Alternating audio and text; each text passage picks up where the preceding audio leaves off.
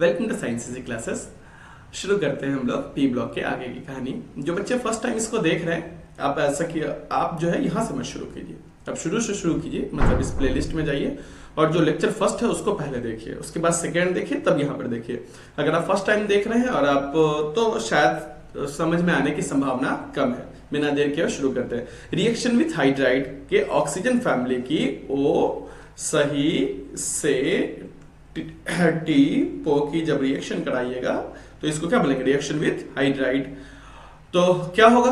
तो आपको पता है ना, हाइड्रोजन से जब रिएक्शन कराइएगा, हाइड्रोजन से जब रिएक्शन कराइएगा, हाइड्रोजन से जब रिएक्शन कराइएगा तो क्या होगा? ये -2, तो इसको क्या होना पड़ेगा? +2। तो इसको कितना ले लेंगे? सबका क्या ले लेंगे?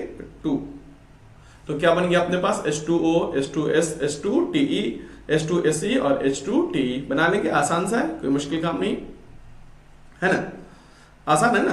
वैलेंसी क्या लिया हमने? इधर नॉन मेटल है -2, तो ये जब नॉन मेटल होता है तो किसकी तरह बिहेव करता है? प्लस की तरह बिहेव करता है, पता है ना आपको। नॉन मेटल होता है तो किसकी तरह बिहेव करता है? प्लस की तरह बिहेव करता है। तो ये -2, तो हाइड्रोजन 2 लेना पड़ेगा, +2 पूरे। तो हाइड्राइड कैसे बनाएंगे? इस फैमिली के साथ 2 लग जाएगा, ऑक्सीजन, सल्फर, सेलेनियम, टेल्लोरियम, तो सबके साथ H2 हो गया, बन गया hydride. Down to the group जाइएगा, कह रहा बॉन्ड डिसोसिएशन एनर्जी घटेगी। क्यों घटेगी बच्चों? कैसे पता? तो डाउन टू द ग्रुप जाइएगा तो देखिए इसके नंबर, इसके ये क्या कर रहे हैं? ओ सही से टीपो किस सेल का एलिमेंट? सेकंड सेल का, थर्ड सेल का, फोर्थ सेल का और फिफ्थ सेल का। तो डाउन टू द ग्रुप जब जा रहे हैं तो क्या हो रहा है? शेल का नंबर बढ़ रहा है, तो एटॉमिक साइज बढ़ेगा। एटॉमिक साइज बढ़ेगा तो क्या बढ़ेगा बच्चों? बॉन्ड लेंथ बढ़ेगा, और bond length inversely proportional to किसको होता है? बॉन्ड डिसोसिएशन एनर्जी के या बॉन्ड स्ट्रेंथ के। बेसिक सी बात है, साइज बढ़ेगा तो क्या होगा? तोड़ना आसान, बॉन्ड डिसोसिएशन एनर्जी कम हो जाएगी। अब डाउन टू द ग्रुप जाइएगा तो थर्मल स्टेबिलिटी लिखा हुआ इंक्रीज करेगी, इंक्रीज नहीं करेगी। क्या करेगी? डाउन टू द ग्रुप जाइएगा तो थर्मल स्टेबिलिटी डिक्रीज करेगी, गलत लिखा हुआ है ना। थर्मल स्टेबिलिटी आसान होगा नीचे तोड़ना, जैसे जैसे नीचे जाइएगा तो क्या करेगा? नीचे जैसे जैसे जाइएगा तो क्या होगा? बॉन्ड लेंथ बढ़ेगा तो बॉन्ड स्टेबिलिटी घटेगी, तोड़ना आसान हो जाएगा ना। तो थर्मल स्टेबिलिटी क्या करेगी? डिक्रीज करेगी। रिड्यूसिंग नेचर, रिड्यूसिंग नेचर पता है ना आपका, आसानी से टूटेगा तो आसानी से हाइड्रोजन देगा। तो हाइड्रोजन जब देगा ये तो क्या होगा? दूसरे को क्या करेगा? जब हाइड्रोजन दूसरा खाएगा तो क्या करेगा? रिडक्शन। तो ये किसी को हाइड्रोजन दे के क्या करवा रहा है? रिडक्शन करवाएगा। किसी को hydrogen, down to the group जाइएगा तो बॉन्ड टूट जाएगा आसानी से, तो ये क्या कर देगा? हाइड्रोजन ही किसी को आसानी से दे देगा। तो जो हाइड्रोजन दे खुद क्या करेगा? ऑक्सीजन, ऑक्सीडेशन, और सामने वाले को क्या करेगा? रिडक्शन। बेसिक सी बात है ना बच्चों। अरे फिर से डाउन टू द ग्रुप जा रहे हैं, हाइड्रोजन टूट जाएगा, हाइड्रोजन आसानी से टूटेगा तो क्या करेगा? हाइड्रोजन निकलेगा, निकलेगा तो खुद क्या करेगा? ऑक्सीडेशन। जो ऑक्सीडेशन करता है वो तो दूसरे को क्या करता है? रिडक्शन। दूसरे को क्या करवाएगा? रिडक्शन। तो इसलिए इसका reduction nature, down to the group reducing nature बढ़ रहा है ना। और फिर नेक्स्ट वाले में इतना डिटेल में नहीं जाएंगे, तो इसको अच्छे से समझ लीजिए। Basic nature, down to the group क्या जाइएगा? बेसिक नेचर इंक्रीज करेगा। एसिड का काम क्या होता है? एसिड जो H+ दे, एसिड क्या करेगा? देगा। और एसिड क्या होता है? H+ दे। और बेस का काम क्या होता है? जो लोन पेयर दे। हमने समझा ना, बेस का काम क्या होता है? जो लोन पेयर दे। सबके पास ऑक्सीजन के पास लोन पेयर है। डाउन टू द ग्रुप जाइएगा तो हमने बताया था ना कि लोन पेयर है, सबके पास है 2-2 लोन पेयर, मगर कौन डोनेट करेगा? जिसके पास इलेक्ट्रॉन डेंसिटी ज्यादा होगी। और इलेक्ट्रॉन डेंसिटी किसके पास ज्यादा होगी? जिसका साइज छोटा होगा, जिसका साइज छोटा होगा। तो साइज किसका छोटा? ऑक्सीजन का। तो इलेक्ट्रॉन डेंसिटी किसके पास ज्यादा है? सबके पास equal number of lone pair है ना। अरे बाबा, सबके पास वैलेंस इलेक्ट्रॉन, एक ग्रुप के सारे एलिमेंट का वैलेंस इलेक्ट्रॉन क्या होता है? इक्वल होता है। Down to valence electron equal है, सबकी वैलेंसी कितनी है? 2-2 है। वैलेंशियल में इलेक्ट्रॉन कितने हैं? 6। बचा कितना इलेक्ट्रॉन? 2 तो यूज हो गया बॉन्ड बनाने में, बचा कितना इलेक्ट्रॉन? 4 इलेक्ट्रॉन बचा। तो 4 इलेक्ट्रॉन क्या होगा? 2-2 लोन पेयर सबके पास होंगे। तो डाउन टू द ग्रुप जाइएगा तो क्या होगा? शेल का साइज बढ़ेगा। तो साइज बढ़ने की वजह से इलेक्ट्रॉन डेंसिटी घट जाएगी, और घटेगी तो क्या होगा? इलेक्ट्रॉन को डोनेशन की टेंडेंसी घटेगी, और इलेक्ट्रॉन की डोनेशन की टेंडेंसी घटेगी तो बेसिक नेचर घटेगा। आई बात समझ में? पहले भी एक बार चर्चा कर चुके हैं। बॉन्ड एंगल हमने पढ़ाया था क्या? Bond angle inversely proportional to क्या होता है? Electronegativity of central atom. EA नहीं, क्या होता है? CA, electronegativity of central atom. तो क्या होगा बच्चों, electronegativity of central atom, down to the group जाइएगा तो bond angle directly proportional to electronegativity of central atom. तो नीचे की तरफ जब जाइएगा तो इलेक्ट्रोनेगेटिविटी क्या करेगी, घटेगी ना, तो बॉन्ड एंगल भी क्या कर जाएगा बच्चों, घट जाएगा। तो मुश्किल काम है, डाउन टू द ग्रुप जाते हैं तो इलेक्ट्रोनेगेटिविटी क्या करती है, घटती है, और bond angle directly proportional to electronegativity of central atom. ठीक है, और जाहिर सी बात है डाउन टू द ग्रुप जाइएगा तो क्या होगा, एटम के साइज बढ़ेंगे तो बॉन्ड लेंथ भी बढ़ेंगे, तो बॉन्ड लेंथ बढ़ेगा। Water does not show reducing property due to strong OH bond. Water का क्या होता है, OH होता है, पता है ना, हाइड्रोजन बॉन्डिंग, हाइड्रोजन बॉन्डिंग होती है वाटर के पास, फ्लोरीन, ऑक्सीजन और नाइट्रोजन क्या लगाता है, हाइड्रोजन बॉन्डिंग। तो हाइड्रोजन बॉन्डिंग की वजह से क्या करेगा, रिड्यूसिंग प्रॉपर्टी शो नहीं करेगा। चलिए, बॉइलिंग पॉइंट किसकी ज्यादा होगी, बॉइलिंग पॉइंट किसकी ज्यादा होगी, तो डाउन टू द ग्रुप जाते हैं। बॉइलिंग पॉइंट किन किन बातों पर डिपेंड करता है, हमने पहले भी बात पढ़ा है कि जो boiling point directly proportional to m0 molar mass, और boiling point directly proportional to van der Waals forces भी होता है, वंडरवाल फोर्सेस भी होता है। तो डाउन टू द ग्रुप जाइएगा, डाउन टू द ग्रुप जाइएगा, है ना, ऑक्सीजन O सही से T पोलेनियम को तो लेते ही नहीं है, टेल्लोरियम को लेते हैं। इन सब का हाइड्राइड ले लीजिए, इन सब का हाइड्राइड लीजिए, इन सब का हाइड्राइड लीजिए, तो डाउन टू द ग्रुप जाइएगा तो क्या होता है, मोलर मास बढ़ेगा, है ना, एटॉमिक नंबर बढ़ेगा तो मोलर मास बढ़ेगा। तो डाउन टू द ग्रुप जाने पर बॉइलिंग पॉइंट बढ़नी चाहिए, मगर ड्यू टू हाइड्रोजन बॉन्डिंग, यहां पर दूसरा कौन सा, एक कारक क्या है, मॉलिक्यूलर फोर्स, एक कारण क्या है मॉलिक्यूलर मास, और दूसरा क्या है, वंडरवाल फोर्सेस। तो आपको पता है ना, हाइड्रोजन, फ्लोरीन, ऑक्सीजन और नाइट्रोजन में क्या लगता है, हाइड्रोजन बॉन्डिंग लगता है। तो ड्यू टू हाइड्रोजन बॉन्डिंग इसकी क्या हो जाएगी, बॉइलिंग पॉइंट क्या हो जाएगी, मोस्ट हो जाएगी। आई बात समझ में, सेम चीज है मेल्टिंग पॉइंट के साथ, यहां पर भी सेम है, डाउन टू द ग्रुप जाइएगा तो मेल्टिंग पॉइंट बढ़ना चाहिए, मगर क्या, ड्यू टू हाइड्रोजन बॉन्डिंग जिसकी सबसे कम होनी चाहिए तो उसकी सबसे ज्यादा होगी। याद करना मुश्किल है, बिल्कुल नहीं है। आप डाउन टू द ग्रुप ले जाओ, बस ऑक्सीजन को उठा करके नीचे पटक दो, दोनों के केस में ऑक्सीजन को उठा करके कहां पटक दो, नीचे। बात समझ में आ रही है। चलिए, रिएक्टिविटी विथ ऑक्सीजन। अब देखो ऑक्सीजन है, यह है ऑक्सीजन, अब क्या है, O सही से T और पोलेनियम को हम लेते हैं नहीं, ऑक्सीजन को हटा दो। क्यों, क्यों हटाता है ऑक्सीजन को, पोलेनियम को क्यों हटाए, पोलेनियम को इसलिए हटाए कि रेडियो एक्टिव एलिमेंट थे। ऑक्सीजन को क्यों हटाए, क्योंकि ऑक्सीजन एनामलस बिहेवियर शो करता है। ठीक है, अब इस सब की रिएक्शन किससे करवानी है, ऑक्सीजन से करवानी है। तो ऑक्सीजन की वैलेंसी तो फिक्स है -2, मगर इनकी वैलेंसी क्या है, इनकी वैलेंसी सही से T, इनकी वैलेंसी, इनका क्या होता है ऑक्सीडेशन नंबर, +2 भी हो सकता है, +4 भी हो सकता है, और +6 भी हो सकता है।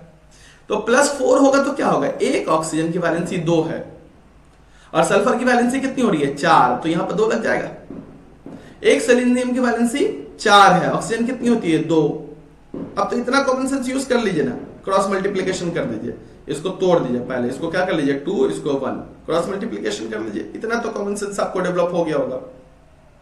इसकी 4 है तो यहां पर क्या हो रहा है, इसकी 2, तो न्यूट्रलाइज करने के लिए क्या होगा, 4 है तो यहां पर 4 प्लस, ये 2 है, एक ऑक्सीजन पर -2, तो 2 ऑक्सीजन पर क्या हो जाएगा, -4, तो यहां पर हो जाएगा 2, और यहां पर भी क्या हो जाएगा 2।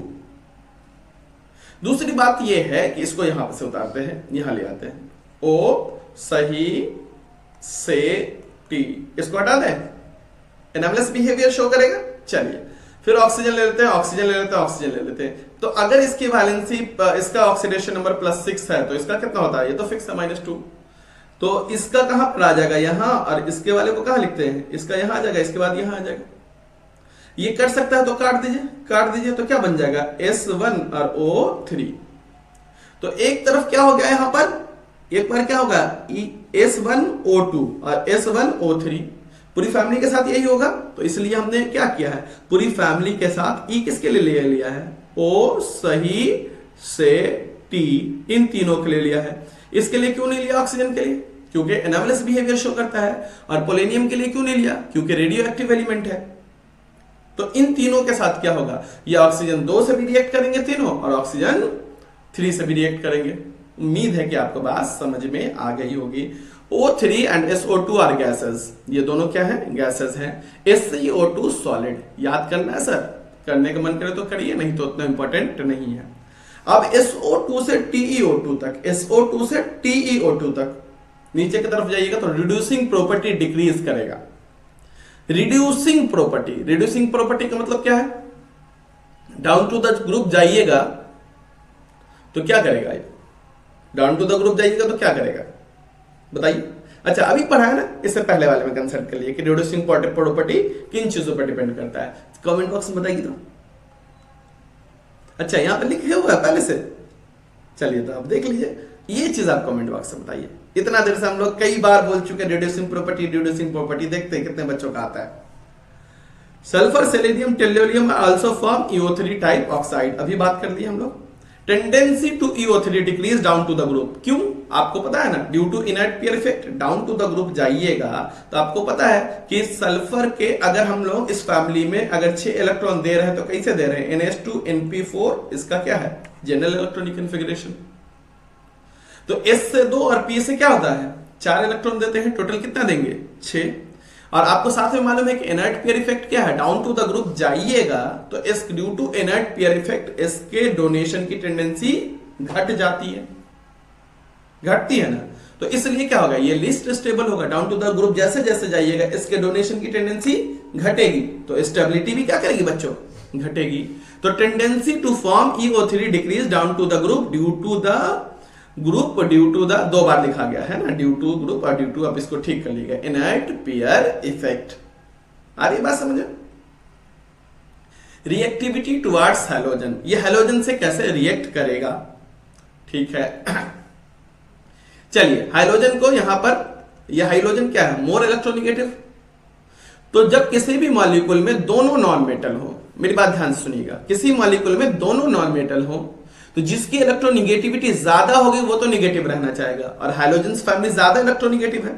अब बचा क्या? कौन सी फैमिली यहां पर? ऑक्सीजन के फैमिली। ऑक्सीजन को हटा दो तो ग्रुप 16 के एलिमेंट का क्या होगा? +2 +4 और +6, ठीक है। तो अब इस बार हम लोग इसको मान लेते हैं E।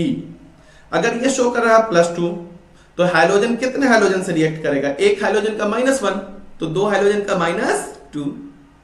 अगर ये शो कर रहा है बच्चों +4 तो कितने हाइड्रोजन के साथ रिएक्ट करेगा? 4 के साथ, क्योंकि एक हाइड्रोजन का हमने कितना माना? -1। अगर ये शो कर रहा है +6 तो ये क्या मानेगा? 6 के साथ रिएक्ट करेगा। तो इसलिए हमने क्या कहा? कैसा होगा रिएक्टिविटी, कैसा होगा हाइड्रोजन? EX2 हो गया बच्चों, EX4 आई बात समझ में, EX6। एक बार और फिर रिपीट कर दे। देखो ये जो हम लोग पढ़ रहे हैं ग्रुप 16, इसका भी हमने देखा ऑक्सीडेशन नंबर +2 +4 और +6 होगा। इसको रिएक्ट कराना है किसके साथ? हाइड्रोजन्स के साथ। हाइड्रोजन्स है क्या? Fluorine, chlorine, bromine, iodine. ये जो हाइड्रोजन्स हैं ये ग्रुप 16 के एलिमेंट से ज्यादा इलेक्ट्रोनिगेटिव है। तो जब इसके साथ ये रिएक्ट करेंगे तो कैसे रिएक्ट करेंगे? ये माइनस में होंगे, ये माइनस में होंगे। जब माइनस में होंगे तो इसकी वैलेंसी कितनी होगी? -1। तो ये अगर +2 है और इसका -1 है तो इसके साथ कितना आ जाएगा? 2। अगर ये +4 है तो ये तो क्या है? -1, तो इसके साथ कितना जाना पड़ेगा? 4। अगर ये +6 है तो इसका क्या है? -1, तो इसके साथ कितना जाएगा? 6। बना लीजिएगा। इसलिए EX2, EX4 और EX6 लिखा हुआ है। स्टेबिलिटी ऑफ हैलाइड सबसे ज्यादा किसका होगा? फ्लोरीन माइनस का, फिर क्लोरीन का, फिर ब्रोमीन का, फिर आयोडीन का, ठीक है। कोई मुश्किल काम है? स्टेबिलिटी ऑफ हैलाइड्स डिक्रीज करेगा।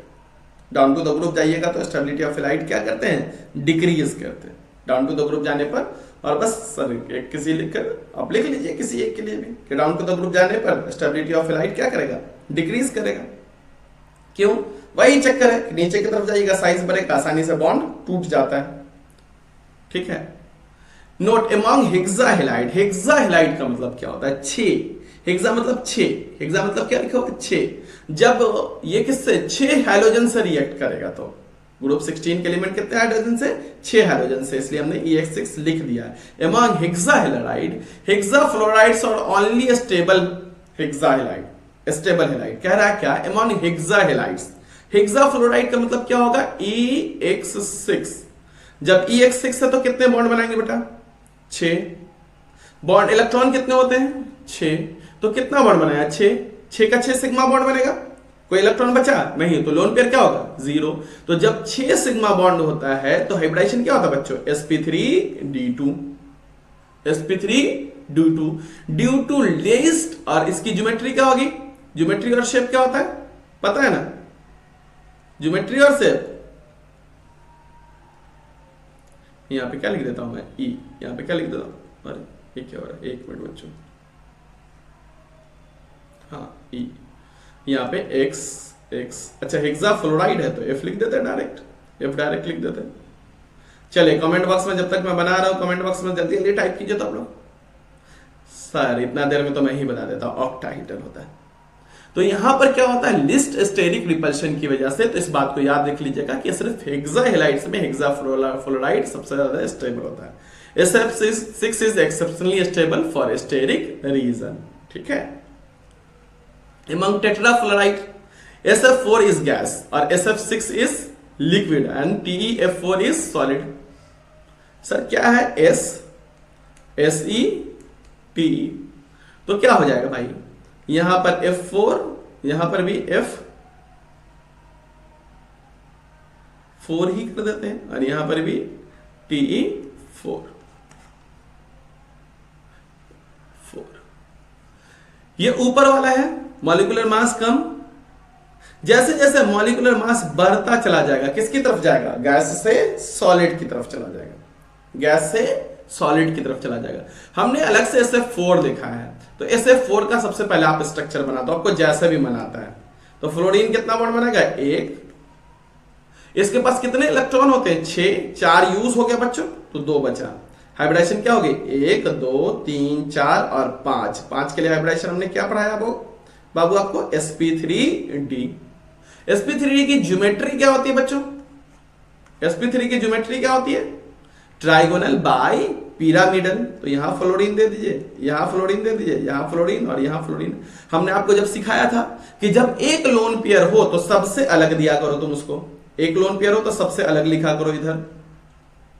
तो जिसकी हाइब्रिडाइजेशन 5, जिसकी हाइब्रिडाइजेशन sp3d हो, तो अगर 5 का 5 सिग्मा बॉन्ड हो तब तो क्या होगा, ट्राइगोनल बाई पिरामिडल। और 5 सिग्मा बॉन्ड ना होकर 4 सिग्मा बॉन्ड और एक लोन पेयर हो, तो फिर हमने आपको बेसिक इनऑर्गेनिक केमिस्ट्री में पढ़ाया है कि ऐसे स्ट्रक्चर को क्या बोलते हैं, सीसॉ। ये एक कोई एग्जाम में आ सकता है, इसलिए हमने इसको क्या पढ़ाया, इसको आपको अलग से पढ़ा दिया है।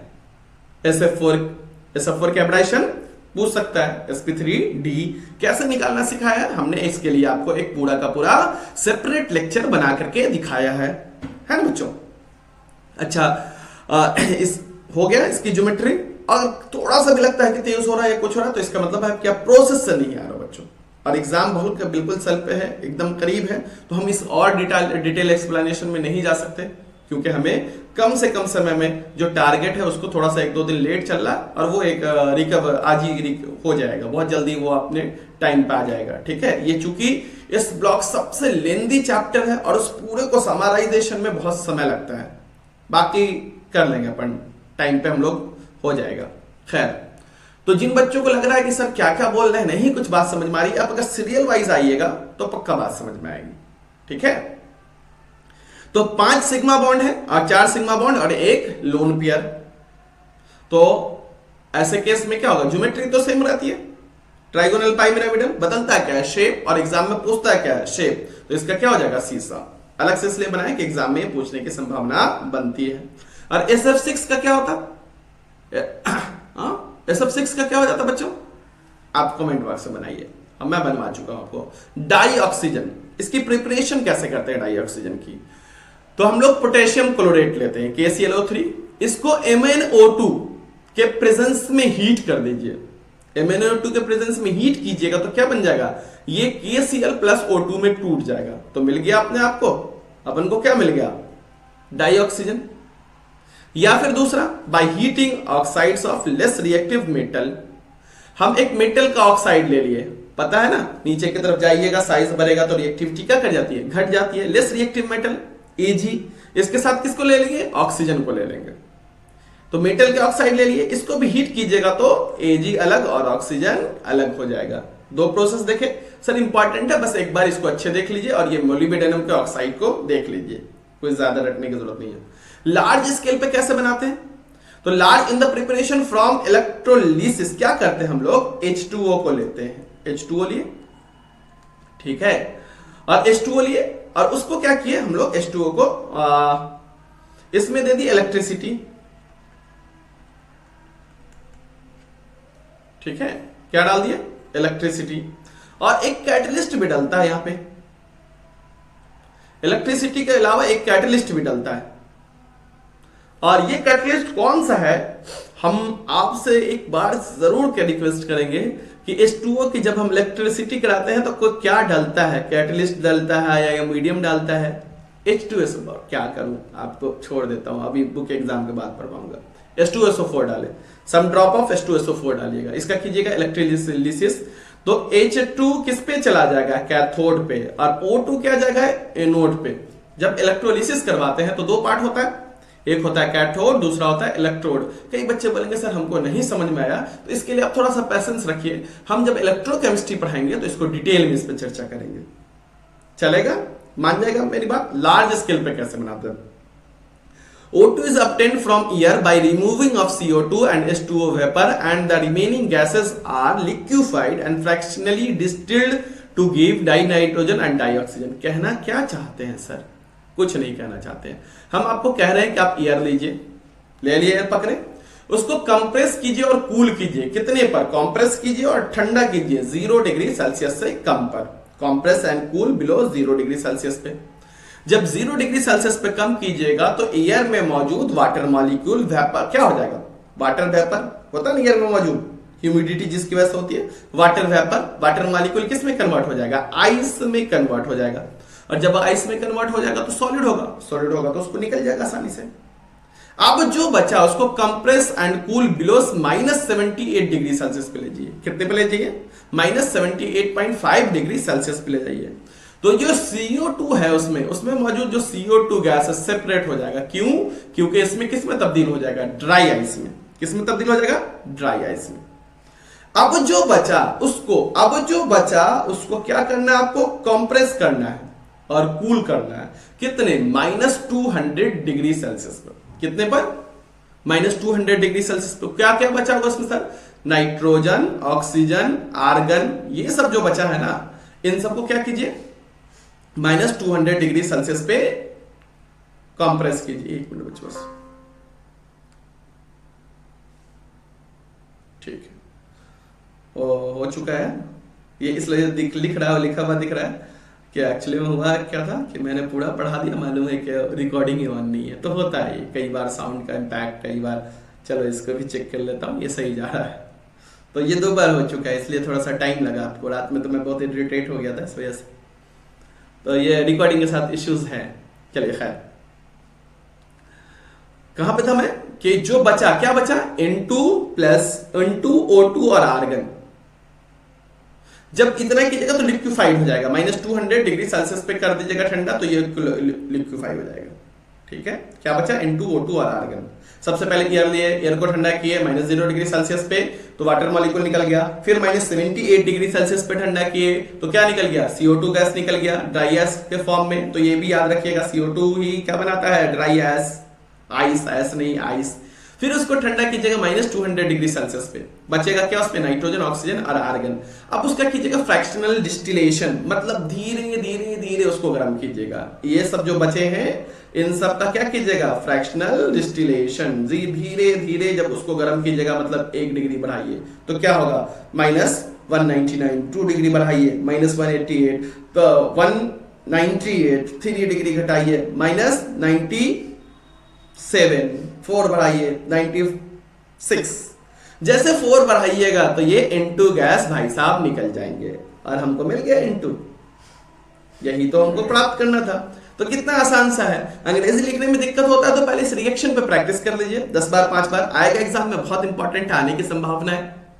और इसको जब प्रैक्टिस कर लीजिएगा तब जाकर के मिला के इंग्लिश लिखिएगा ना, ये वाली इंग्लिश जब लिखिएगा दोनों का कॉम्बिनेशन हो जाएगा तो एग्जामिनर तो एकदम खुश हो जाएगा आपसे।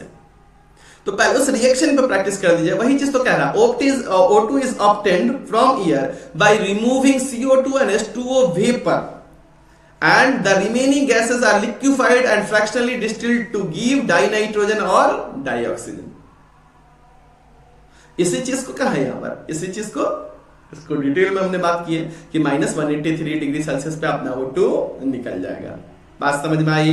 अच्छा -196 पे हम इसलिए रुक गए थोड़ा सा मेरा दिमाग कि हमको तो चाहिए था और ठंडा करेंगे तो -183 -196 इनटू कौन सा प्रोसेस है, जल्दी बताइए तो किस प्रोसेस में इनटू को निकाले थे यहाँ पे, याद है तो कमेंट बॉक्स में बताइए, हमें भी अच्छा लगेगा। देखते हैं कितने बच्चे गौर से देखते हैं, देख तो बहुत रहे, बहुत अच्छे व्यूज और आपका भरपूर प्यार है, आप शेयर भी कर रहे हो। तो मगर बताओ कितना इतना ध्यान से पढ़ते हैं और कौन कौन बच्चे कमेंट बॉक्स में दिखे तो सही। ठीक है, O2 is colorless and odorless gas. It liquefies at 90 Kelvin and freeze at 55 Kelvin। याद करने की जरूरत है बिल्कुल नहीं, एक बार अच्छे से देख लीजिए। 3 स्टेबल आइसोटॉप, अरे ये क्या हो गया, कोई बात नहीं, इसको ठीक करते हैं हम, थोड़ा सा टाइपिंग का एरर है। ऑक्सीजन ऑक्सीजन ऑक्सीजन, ऑक्सीजन के एटॉमिक नंबर कितने हैं? 8 8 8। आइसोटॉप्स कितने होते हैं? 15 16 और 17। एक्चुअली में यही लिखना चाह रहे थे और टाइपिंग का एरर हो गया। तो आइसोटॉप क्या है? Same atomic number but different mass number.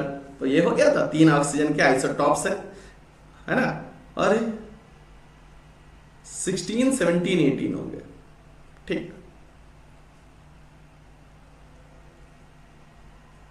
चलिए कर लेंगे। O2 इज पैरामैग्नेटिक, किस नेचर का? पैरामैग्नेटिक नेचर का है। और ये जो है बहुत इंपॉर्टेंट है, मैं बहुत हल्के में ले लिया था।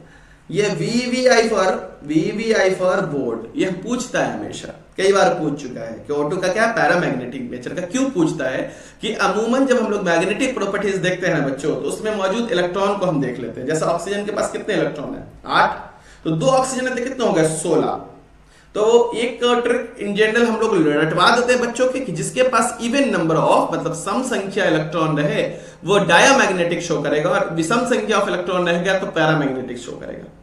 तो इस चक्कर में बच्चों क्या कर लेते हैं, यहां पर कैसा है? सम संख्या है, इवन नंबर ऑफ इलेक्ट्रॉन है, तो बच्चे इसको याद कर लेते हैं और यहीं पर ये फंस जाता है मामला। इसका भाई इसका नहीं है, एक्चुअली वो तरीका ही गलत है। कहां से निकालते हैं हम? एमओटी डायग्राम के थ्रू, हम डिटेल में उतना जाएंगे नहीं, ठीक है, अभी तो जाएंगे तो फिर फंस जाएंगे दोनों आदमी। तो O2 इज पैरामैग्नेटिक, तो इतना बात को आप रट लो यहां से, पैरामैग्नेटिक नेचर का। Dioxygen directly react with nearly all metal, सबसे रिएक्ट करता है, एंड सारे नॉन मेटल से। किससे नहीं? देखो अम्मी का गहना पहने रहती है, अम्मी के तो पहनी रहती है गोल्ड, चल खुद पहनी, फिर अपनी बेटी को दी, फिर अपने पता नहीं किस किस को उसको दे दे, जनरेशन वाइज चलता रहता है, खराब भी नहीं होता है। अगर वो ऑक्सीजन से रिएक्ट करता, मालूम रात में चमक रहा और दिन में, ठीक है, तो वो क्या करता है? ऑक्सीजन से रिएक्ट नहीं करता है। कौन कौन से मेटल नहीं रिएक्ट करते हैं? तो ये एग्जाम में आते हैं, पूछते हैं, बिल्कुल पूछते हैं सर, गोल्ड और प्लैटिनम या ऑक्सीजन, ये दोनों मेटल है, ऑक्सीजन से रिएक्ट नहीं करते। बाकी लगभग सारे मेटल नॉन मेटल ऑक्सीजन से रिएक्ट करते हैं सर, ये इंपॉर्टेंट है। यूजन फॉर रिस्पिरेशन एंड कंबशन, हम जो सांस ले रहे हैं ऑक्सीजन के बिना तो हो ही नहीं सकता। कंबशन का मतलब आम भाषा में होता है जलना, और केमिस्ट्री की भाषा में क्या होता है? जलना। जलना का मतलब क्या होता है? किसी भी चीज का ऑक्सीजन से रिएक्ट करना। अब लकड़ी जलाते हो, ठंडी का टाइम आ रहा है, बिना ऑक्सीजन के जल सकता है क्या? नहीं। तो जलने का मतलब क्या होता है? कंबशन करना, रिएक्शन विद ऑक्सीजन, ठीक है। और कंबशन ऑफ फ्यूल, जितने भी ईंधन है जलते हैं, बिना ऑक्सीजन के प्रेजेंस में जलेंगे? नहीं जलेंगे, ठीक है। कंबशन का मतलब ही होता है रिएक्शन विद ऑक्सीजन, अगर केमिस्ट्री की भाषा में बात करें तो। Simple oxides, non metal oxide are generally acidic, हम पहले भी बात कर चुके हैं, खूब बात किए कि जो नॉन मेटल के ऑक्साइड होते हैं क्या होते हैं? एसिडिक नेचर के होते हैं, और मेटल के ऑक्साइड होते हैं वो बेसिक नेचर के होते हैं। नाइट्रोजन फैमिली पर है। तो non metal oxide are generally acidic but oxides of some metal in higher oxidation state, इस बात को नोट कर लीजिए कि मेटल अपने हायर ऑक्सीडेशन स्टेट में कैसे कैरेक्टरिस्टिक्स शो करते हैं? एसिडिक कैरेक्टरिस्टिक्स शो करते हैं। मेटल अपने हायर ऑक्सीडेशन स्टेट में कैसे कैरेक्टरिस्टिक्स शो करते हैं? एसिडिक कैरेक्टर शो करते हैं। जैसे ये नॉन मेटल है, नॉन मेटल का ऑक्साइड क्या होगा? एसिडिक। नॉन मेटल है ऑक्साइड एसिडिक, नॉन मेटल है ऑक्साइड एसिडिक, नॉन मेटल है ऑक्साइड एसिडिक। अब यहां से लेके यहां तक, अरे इसको छोड़ दो, इस भाई साहब को छोड़ दो, यहां से लेके यहां तक क्या है? मेटल है, एमएन मेटल है ना। डी ब्लॉक के एलिमेंट क्या होते हैं? मेटल होते हैं। तो 7 दूनी 14, तो इसका ऑक्सीडेशन नंबर क्या है? +7। नहीं निकालने आता है तो आप ऑक्सीडेशन नंबर के वीडियो को अच्छे से देख लीजिए। इसका कितना होता है 3 दूनी 6, तो क्या होगा +6, 5 दूनी 10 +5। तो ये भाई साहब लोग अपने हाइयर ऑक्सीडेशन स्टेट में होना तो चाहिए मेटल है, और इसके ऑक्साइड कैसा होना चाहिए बेसिक होना चाहिए, मगर ये मेटल्स चूंकि अपने हाईएस्ट ऑक्सीडेशन स्टेट में हैं तो ये क्या हो जाएंगे एसिडिक कैरेक्टर के होंगे। तो इस तीनों से क्वेश्चन आने की संभावना है। नहीं समझ में आया तो रिमाइंड करके देख लीजिए, और आप अगर शुरू से अच्छे से देखते आए होंगे, हर लाइन को समझ करके आए होंगे, तो ये तो आपके लिए बड़ा आसान हो जाएगा कि सर आप पढ़ाए थे कि ऊपर वाला नॉन मेटल होता है, नॉन मेटल के ऑक्साइड एसिडिक होते हैं, नीचे वाला मेटेलिक कैरेक्टर शो करता है, मेटल के ऑक्साइड बेसिक होते हैं। तो नॉन मेटल के ऑक्साइड क्या होंगे, नॉन मेटल के ऑक्साइड तो एसिडिक होंगे। नई बात क्या रखना है कि मेटल के ऑक्साइड जो बेसिक होनी चाहिए, मगर अगर जो नॉन मेटल के ऑक्साइड एसिडिक, मेटल के ऑक्साइड जो बेसिक होना चाहिए, ठीक ही बोल रहे हैं। अगर वो अपने हाईएस्ट ऑक्सीडेशन स्टेट में हो तो बेसिक ना हो के क्या होगा एसिडिक होगा, याद कर लीजिएगा। They combine with water to give acid. अब ये जो है नॉन मेटल के ऑक्साइड एसिडिक नेचर को होते हैं और वाटर से रिएक्ट करके एसिड ही देते हैं। देखो SO2 + H2 क्या दे दिया, king of acid, sulphuric acid. CO2 non metal के ऑक्साइड है, वाटर से रिएक्ट करके क्या दे दिया, कार्बोनिक एसिड, H2CO3। तो याद तो हो गया होगा कि नॉन मेटल का ऑक्साइड वाटर से जब रिएक्ट करेंगे तो कैसा ऑक्साइड देंगे, एसिडिक ऑक्साइड। सल्फ्यूरिक एसिड क्या देंगे, एसिड देंगे, है ना, king of acid H2SO4, H2SO3। Basic oxide, generally metallic oxide is basic in nature. Metal के ऑक्साइड कैसे होते हैं, बेसिक होते हैं। मेटल के ऑक्साइड कैसे, basic. The oxide gives base with water, और वाटर मॉलिक्यूल के साथ इसको रिएक्ट कीजिएगा तो क्या देगा, बेस। क्या पहचान है, OH। OH- किसकी पहचान है, बेस की पहचान है। जो H+ दे उसको एसिड, और जो H- दे उसको बेस कहेंगे। एम्फोटेरिक ऑक्साइड, ऐसा ऑक्साइड जिसमें मेटेलिक कैरेक्टर भी हो, ऐसा ऑक्साइड जिसमें एसिडिक कैरेक्टर भी हो और बेसिक कैरेक्टर भी हो, दोनों का समावेश हो, तो उसको कैसा ऑक्साइड को क्या बोलते हैं, एम्फोटेरिक ऑक्साइड। और ये जो एम्फोटेरिक ऑक्साइड है, अभी तो मैं ज्यादा इसके कॉन्सेप्ट पर चर्चा नहीं करूंगा, कितने कॉन्सेप्ट आप याद रखिएगा, इसको अच्छे से देख जाइए, हो सकता है यहां से एक ऑब्जेक्टिव आने की संभावना बनती है। न्यूट्रल ऑक्साइड क्या है, जो ना एसिडिक कैरेक्टर शो करेगा, ना बेसिक नेचर शो करेगा, ना जिनका एसिडिक नेचर है, ना जिनका बेसिक नेचर है, इनको क्या बोलेंगे, न्यूट्रल ऑक्साइड। हो गया, देख लीजिए इस बार सबको अच्छे से। ओजोन, O3 क्या है, ये ऑक्सीजन का एक एलोट्रॉप है। बीइंग अ रिएक्टिव O3 काफी रिएक्टिव होता है, ऑक्सीजन डाई एटॉमिक है, O2 के फॉर्म में रहना चाहता है, तो O3 कैसे बनता है, जबरदस्ती। तो अगर जबरदस्ती बनेगा तो रिएक्टिव नहीं होगा, जबरदस्ती वाला वर्ड यूज करना सही नहीं है, मगर O3 क्या है, स्टेबल नहीं होगा, तो ये रिएक्टिव होगा। और ये क्या, नीचे पाया भी नहीं जाता है। Being too reactive it can not remain in atmosphere में नहीं रहता है, सी लेवल पे, तो कहां रहता है, ऊपर। ओजोन लेयर बना लेता है। ओजोन लेयर प्रिवेंट, जो ओजोन लेयर है वो हमें किससे रोकता है, किससे रोकता है, सूरज के आने वाले हार्मफुल रेज, जिसको क्या बोलते हैं, यूवी रेडिएशन। अगर ये O3 ओजोन लेयर नहीं रोके तो हमें क्या हो सकता है, कैंसर काउज हो सकता है। तो ये इसका बड़ा मदद है कि हम सूरज से आने वाले हार्मफुल रेज, यूवी रेडिएशन जिसको कहते हैं, उससे धरती पे आने से रोकता है, हमें बचाता है उस हार्मफुल रेज से। अच्छा, O3, OS नहीं, O3 is pail blue gas. कैसा है, pale blue gas, dark blue liquid and violet black to solid. Colour याद करने की जरूरत नहीं है, कोई जरूरत नहीं है। It has characteristic smell and in small concentration, smell नहीं, small, in small concentration it is harmless. अब देखो क्या होता है, अगर छोटी मात्रा में O3 है तो यह हार्मलेस है, ठीक है। अगर बड़ी ज्यादा मात्रा में हो जाए, कितनी ज्यादा मात्रा में, कंसंट्रेशन इसका क्या है, 100 ppm से ज्यादा हो जाए तो फिर यह हार्मफुल होगा। हार्मफुल कैसे होगा कि इसके स्मेल हमारे गले में जाके फंसेंगे, अनकंफर्टेबल करेंगे। और देखो ना, जो अनकंफर्टेबल स्मेल होता है, सर दर्द करने लगता है, उल्टी जैसा लगता है, लगने लगता है, इसी को क्या बोलते हैं, नॉजिया। तो स्मॉल कंसेंट्रेशन तो ठीक है, मगर अगर ज्यादा कंसेंट्रेशन में O3 है तो हमारे लिए दिक्कत कर सकता है। O3 is thermodynamically unstable with respect to oxygen, O2 stable है और O3 अनस्टेबल है, ऊपर भी चर्चा कर चुके हैं। Due to ease of release nascent oxygen, मतलब क्या है, O3 आसानी से वो एक ऑक्सीजन दे देगा, तो देता है आसानी से ये, इसलिए ये क्या है, जो ऑक्सीजन दे वो क्या होगा, स्ट्रॉन्ग ऑक्सीडाइजिंग एजेंट होगा। ठीक है। Use of freons in aerosol spray and refrigerants में इसके इस्तेमाल होता है, और कैन ऑल्सो, ये हमारे ओजोन लेयर को भी डैमेज करता है। ठीक है। बॉन्ड लेंथ एक बार देख लीजिए, बॉन्ड एंगल भी एक बार देख लीजिए।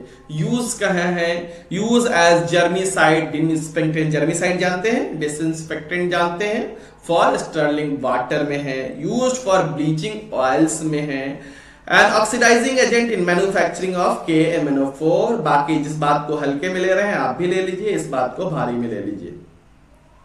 As oxidising agent in manufacture of KMnO4, potassium permanganate के बनाने में भी इसका इस्तेमाल होता है। बना लेंगे। चलिए, नेक्स्ट है ऑक्साइड ऑफ सल्फर, ये थोड़ा छूटा हुआ था। ऑक्साइड ऑफ सल्फर, ये सारे, इसमें क्या है, H2SO4, H2SO3, और ये दो मैं अच्छे से बना देता हूं, पता है, H2SO4 और H2SO3। अगर 4 है तो सबसे पहले सेंट्रल एटम है ऑक्सीजन, और 4 क्या बना लो आप, 4 क्या बना लो, ऑक्सीजन दे दो। 4 ऑक्सीजन है सल्फर के साथ, तो 4 ऑक्सीजन लगा लो, लगा लेंगे। 4 सल्फर के साथ कितने ऑक्सीजन है, 3 ऑक्सीजन है, तो 3 लगा लो। हाइड्रोजन हमेशा किसके साथ जाता है, मोर इलेक्ट्रोनिगेटिव के साथ जाता है। हाइड्रोजन कभी भी सेंट्रल एटम के साथ जाना नहीं पसंद करेगा, किसके पसंद करेगा, मोर इलेक्ट्रोनिगेटिव। और मोर इलेक्ट्रोनिगेटिव क्या है, ऑक्सीजन। कितने हैं हाइड्रोजन, 1 हाइड्रोजन और 2 हाइड्रोजन। यहां पे कितने हाइड्रोजन है, 1 हाइड्रोजन और 2 हाइड्रोजन। हमने स्ट्रक्चर बनाना सिखाया है, इसलिए डिटेल में भी चर्चा नहीं करेंगे। अब बेसिक इनऑर्गेनिक केमिस्ट्री पढ़ जाइए तो फिर से आपको सारी बातें याद हो जाएंगी। चलो बच्चों, अभी देखो ये जो है, ये तो डबल बॉन्ड बना लिया, सॉरी ये हाइड्रोजन 2 बॉन्ड, ऑक्सीजन 2 बॉन्ड बनाता है, 2 बना लिया, ये भी 2 बॉन्ड बना लिया। बचा क्या, ये एक ही बॉन्ड बनाया है तो एक और बॉन्ड बनाएगा, ये भी एक बॉन्ड बनाया है तो एक और बॉन्ड बनाएगा। हो गया। ये ऑक्सीजन 2 बनाया है तो एक और बॉन्ड बनाएगा, तो इसके पास क्या बच गया, एक लोन पेयर बच गया। हाइब्रिडाइजेशन में अब दोबारा सिखाऊंगा नहीं, सिखा दिया हूं। यहां पर सिर्फ इतना बताऊंगा कि यहां पर क्या है, 2 OH ग्रुप हैं, तो इसकी बेसिसिटी कितनी होगी, 2। क्या कहलाएगा, डाई बेसिक एसिड। यहां पर भी 2 OH ग्रुप हैं, तो भी इसकी बेसिसिटी कितनी हो गई, 2 डाई बेसिक एसिड। ये दोनों का मामला खत्म हो गया, H2SO4 H2SO3 का। चलिए, H2S2O8 बनाना होगा तो सेम है, बस बीच में 2 OH लीजिएगा, और इसमें क्या याद करना है कि यहां पर है सर एक पर ऑक्सी लिंकेज। अगर ऑक्सीजन ऑक्सीजन बॉन्ड से इस तरह से जुड़ा हो, इसको क्या बोलते हैं, पर ऑक्सी लिंकेज। तो इस स्ट्रक्चर को एक बार अच्छे से देख जाइएगा। सल्फ्यूरिक एसिड, ये किंग ऑफ एसिड कहते हैं, इसको किंग ऑफ केमिकल कहते हैं, ऑयल ऑफ विट्रियोल कहते हैं। प्रिपरेशन कैसे करते हैं, तो इसकी प्रिपरेशन मैं आपको सब्जेक्टिव में करवा दूंगा, आपको पक्का करवा दूंगा। इसको रहने देते हैं, यहाँ पे बहुत आसान है, मगर सब्जेक्टिव क्वेश्चन करवा देंगे, वहीं पे करवाएंगे, एक साथ सबको याद करवाएंगे। ठीक है। फिजिकल प्रॉपर्टी क्या है, it is colourless dense oily liquid, oil of vitriol. देखना जरूरी है, हाँ सर अच्छे से एक बार देख जाइएगा। It dissolve in water with evolution of large amount of heat. जब पानी में डालिएगा तो क्या होगा, डिसॉल्व करेगा तो हीट क्या करेगा, रिलीज करेगा। It has high boiling point और it is corrosive in nature का होता है। कैसे नेचर होता है, कोरोसिव नेचर का होता है। केमिकल प्रॉपर्टी इसकी लो वोलेटिलिटी होती है, स्ट्रॉन्ग एसिडिक कैरेक्टर है, किंग ऑफ एसिड ये तो स्ट्रॉन्ग एसिडिक कैरेक्टर है। स्ट्रॉन्ग एफिनिटी ऑफ वाटर होती है इसके पास, ability to act as strong oxidizing agent. कैसा है, स्ट्रॉन्ग ऑक्सीडाइजिंग एजेंट। चलिए, यूजेस क्या है, it is used to manufacture of fertilizer like ammonium sulphate. It is used to petroleum defining manufacturing of pigment, dyes, colour वलर बनाने के लिए। It is used to detergent industry, साबुन बनाने में इस्तेमाल होता है। मेटलर्जिकल एप्लीकेशंस, मेटलर्जी एप्लीकेशन क्या है? क्या देखो मेटलर्जी चैप्टर ही पढ़ना है। सोना जो हम पहनते हैं इतनी आसानी से हमको नहीं मिल गया, इस फॉर्म में नहीं मिलता है, तो जो उसके रियल फॉर्म से यहां तक पहुंचाने की पूरी प्रक्रिया कहां होती है? मेटलर्जिकल प्रोसेस कहलाता है। और वहां भी किंग ऑफ एसिड को हम लोग भरपूर यूज करते हैं। It is used in lead storage battery, battery में जो आपका इन्वर्टर वाला बैटरी है वहां भी इसको यूज करते हैं।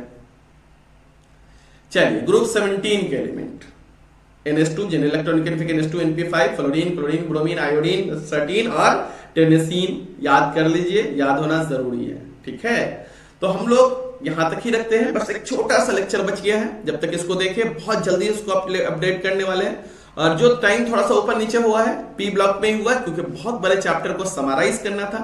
इंफॉर्मेशन क्या है कि हमने कोशिश की है कि सारी बातें पढ़ा दी जाए। अभी जो रियली इतना सर इतना ही है, कंटेंट और भी ज्यादा है, हमने उसको शॉर्ट कर दिया बोर्ड पॉइंट ऑफ व्यू से। क्यों कर दिया आपको पता है, इसलिए आप हमसे देख रहे हैं। खैर बोर्ड एग्जाम के बाद उसको डिटेल में चर्चा करेंगे अगर मौका मिला तो। अभी क्या है, इतना अच्छे से देख जाइए। सर सब कुछ याद करना है, मैंने आपको सिर्फ कहा था अच्छे से देख जाइए। ऑक्सीडाइजिंग प्रॉपर्टी, रिड्यूसिंग प्रॉपर्टी, कौन ऑक्सीडेशन कर रहा है, कितना कर रहा है, नहीं कर रहा है, सबको देख करके कॉन्सेप्ट बनाने की कोशिश कीजिए। बाकी मैं इतने ऑब्जेक्टिव सब्जेक्टिव करवा दूंगा कि उस क्वेश्चन को जब बनाइएगा और यहां से जब आपकी कनेक्शन मिलेगी तो आपको कोई दिक्कत नहीं होगा। इसलिए मैं आपको लेक्चर देखने के लिए कर रहा हूं। यहां तक पहुंच गए हैं तो फिर जरूर जाहिर सी बात है कि आपको लेक्चर अच्छा लग रहा है।